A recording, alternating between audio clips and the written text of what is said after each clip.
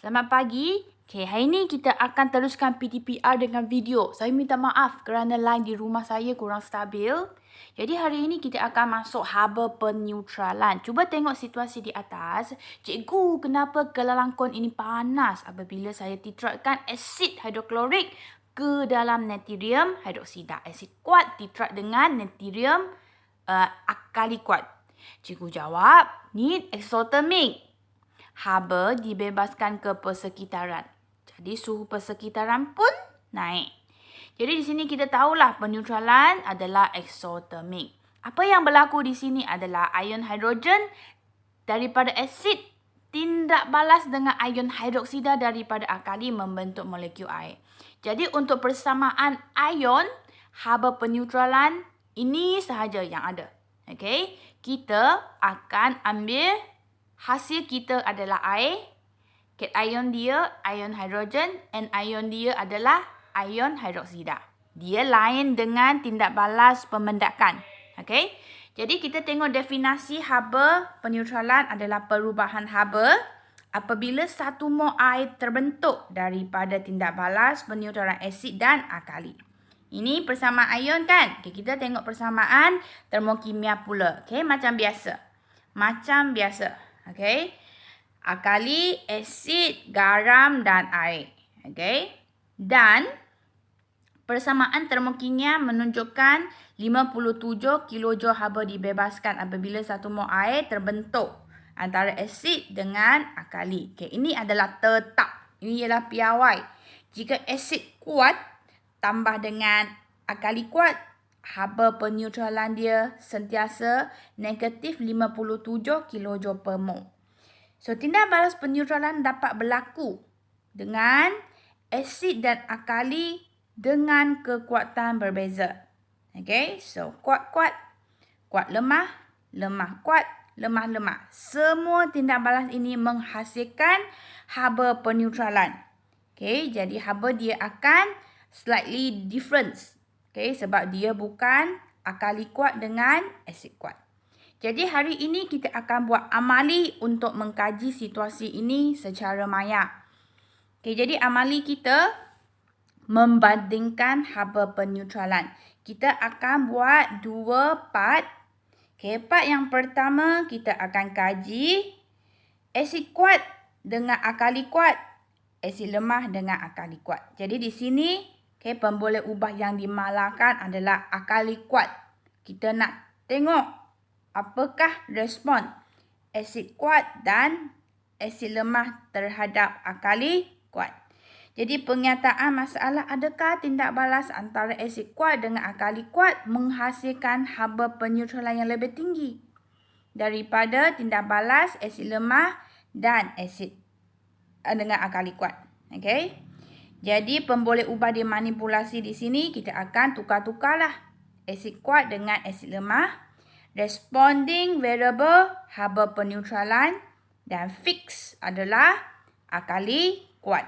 Okay, kepekatan dan isi padu dia. Jadi, apa yang kita akan buat? Okay, kita akan sukat dan tuang. Okay, guna dua polystyrene cawan. Okay, kita akan tuang asid, kita akan tuang alkali. Okay, 50 cm3. Kemudian kita ambil suhu awal. Ambil suhu awal, catat. Kemudian kita akan cari purata bagi suhu awal asid dan alkali. Okay, kemudian kita campurkan kedua-dua larutan ini cepat-cepat. Okay. Cermat dan cepat kacau campuran dengan termometer. Kemudian kita catat suhu yang tertinggi. Okay, so ini yang kita dapatlah. Okay. Ini suhu awal asid, suhu awal alkali. Kemudian kita kira purata. Okay, kemudian kita setelah kita campur kita akan dapati suhu menaik. Okay, jadi itulah catatan kita. Kemudian kita carilah kenaikan suhu yang berlaku. Okay, kemudian eksperimen tadi akan diulang dengan menggantikan asid kuat dengan asid lemah. Itu je. Okay, untuk B pula, sekarang apa yang fix di sini, kita akan fixkan alkali lemah. Okay. So, sama dengan tadi. Okay, adakah tindak balas asid kuat dan alkali lemah menghasilkan haba peneutralan yang lebih tinggi daripada asid dan alkali kedua-dua lemah? Okay, jadi apa yang kita buat?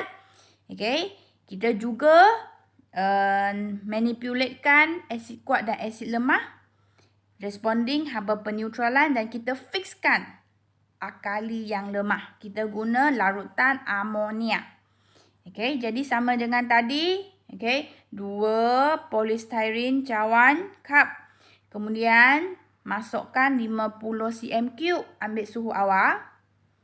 Okay, kemudian catat dan kira purata. Okay, kira purata itu boleh kira kemudian lah. Okay, bila kita dah dapat. Okay, sekarang kita kena campur cermat dan cepat. Okay, kemudian kita kacau campuran itu dengan termometer, catat suhu tertinggi. Okay, so ini yang kita dapatlah. Okay, asid hidroklorik dengan amonia. Amonia ialah alkali lemah. So, ni suhu awal kita dapat purata.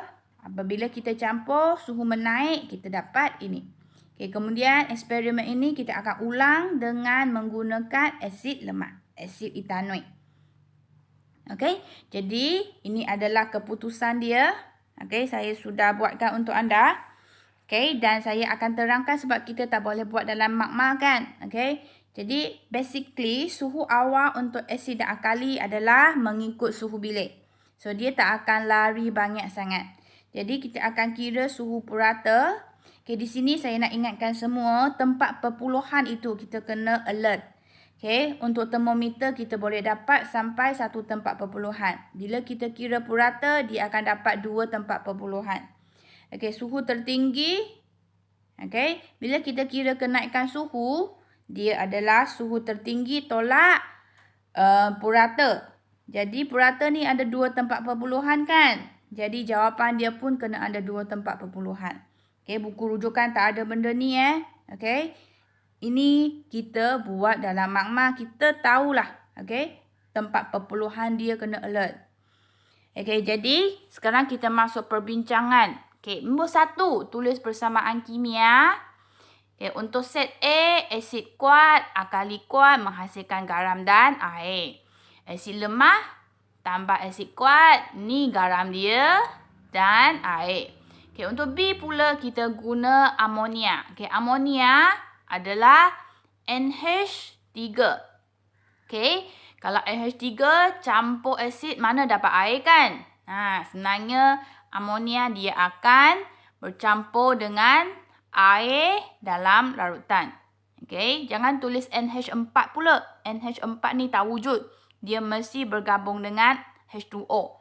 Okay, jadi inilah hasil kita. Kemudian kita ada air. Sama juga dengan asid lemah dengan amonia yang wujud dalam situasi sebenar adalah seperti ini. Dia akan menghasilkan garam dan air. Okay, nombor 2, hitung haba peneutralan untuk setiap tindak balas. Okay, jadi di sini dia sama dengan tindak balas pemendakan. Kita kena kira cation dan anion. Mesti kira. Okay, cation dia ialah ion hidrogen, anion dia adalah ion hidroksida. Jadi di sini, kalau satu asid saya guna diprotik, alkali saya guna natrium hidroksida, okay, bilangan mol ion hidrogen dia mesti banyak kan sebab dia diprotik. Tetapi memandangkan bilangan mol ion hidroksida sikit, jadi dia akan follow bilangan mol yang lebih kecil. Okay, so tak kira apa, kita akan sentiasa dapat 1 mol air apabila kita kira bilangan mol air yang terbentuk. Okay, kemudian kita kira bilangan mol air yang terbentuk, kita kira pula Q kita. Okay, jadi Q di sini MC theta, M kita kena jumlahkan isi padu asid dan alkali. Kemudian kita darab 4.2, darab kenaikkan suhu. Kemudian kita bahagilah. Dan bila kita kira perubahan delta, terus kita tambah negatif sebab kita sudah tahu eksotermik. Okay, tindak balas peneutralan adalah eksotermik. Jadi di sini saya ada letak. Okay, ini adalah jawapan yang you akan dapat. Okay, you akan kira sendiri. Kemudian you boleh check. Okay. Kemudian next, dia minta kita lukis gambar rajah aras tenaga. Okay, lukis macam biasa sahaja. Tenaga, bahan apa, tindak balas apa, ada di sini. Okay, semua sudah ada di sini. Kamu cuma masuk ke dalam rajah sahaja. Kemudian masuklah nilai delta H yang dapat. Jadi 4 gambar rajah aras tenaga yang perlu dilukis. Okay, nombor 4. Bandingkan nilai haba peneutralan. Untuk set A, okay, kedua-dua guna akali kuat. Pastinya asid kuat dengan akali kuat lebih tinggi. Yang kedua, kedua-dua kita guna akali lemah. Jadi pastinya asid kuat dengan akali lemah lebih tinggi. Okay. Okay, sekarang kita tengok nombor 5. Terangkan sebab berbeza. Okay, kenapa berbeza? Cuba tengok di sini. Kalau asid kuat, yang nombor 1 nombor 1, kalau asid kuat dengan akali kuat negatif 58.8. Kalau kedua, asid lemah dengan akali kuat negatif 50.92. Kenapa beza? Kenapa beza? Okay. Okay, kerana asid hidroklorik ialah asid kuat. Larutan natrium hidroksida ialah asid kuat.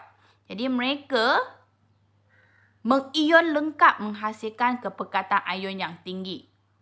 Okay. Jadi dia akan membebaskan haba yang tinggi. Tetapi jika kita guna asid lemah dan akali kuat, asid lemah ni dia mengion separuh lengkap. Apa yang berlaku di sini, sebahagian kecil yang dibebaskan akan diserap semula.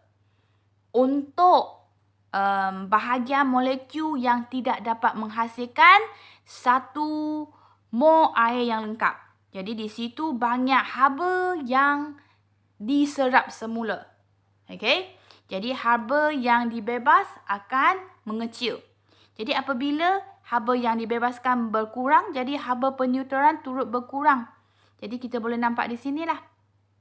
Nombor 1, asid kuat dengan akali kuat tinggi kan haba yang dibebaskan. Nombor 2, bila kita guna asid lemah, kita boleh dapati haba peneutralan dia kurang.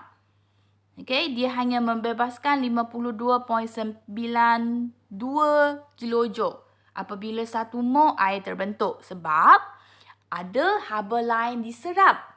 Okay. Okay, jadi kita tengok nombor 6. Nilai teori haba peneutralan antara asid kuat dengan akali kuat sepatutnya ialah negatif 57. Sepatutnya. Ini piawai. Okay, kenapa kita dapat negatif 58.8? Banyak pula haba dibebas. Haba yang dibebas tu pergi ke mana? Okay, sebenarnya haba yang dibebas tu disebabkan haba terbebas ke persekitaran. Lebih pula. Kemudian cawan polistiren yang kita guna, dia juga menyerapkan sebahagian daripada haba. Jadi kita dapati banyak haba yang hilang.